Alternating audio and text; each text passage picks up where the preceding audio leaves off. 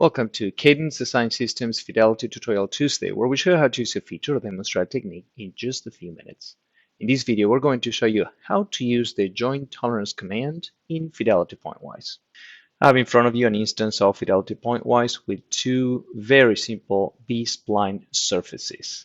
If we zoom in very close, we can see that there is a gap between these two surfaces. In particular, the size of that gap is 1e to the minus 3. Now, in Fidelity Pointwise, you can select these two surfaces and go to Edit, Join, and try to join them.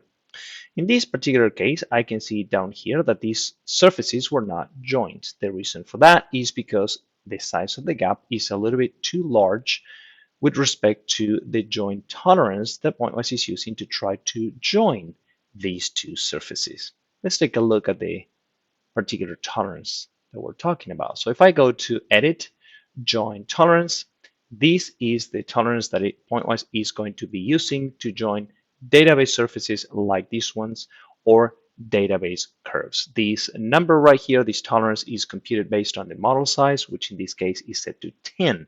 So the model size divided by 1e to the 6 is going to give me this join tolerance. As you can see, in this case, the size of that gap, 1e to the minus 3, is larger than the tolerance.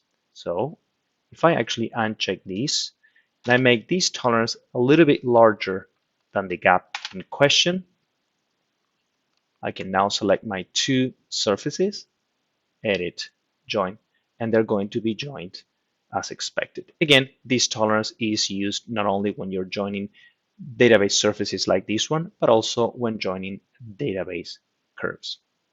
If you like this video, be sure to click the thumbs up button, subscribe to our channel for more videos like this. If you have any questions or suggestions for future videos, drop us a line down below or connect with us on LinkedIn, which is linked in the description. Thank you all and have a pleasant Tuesday.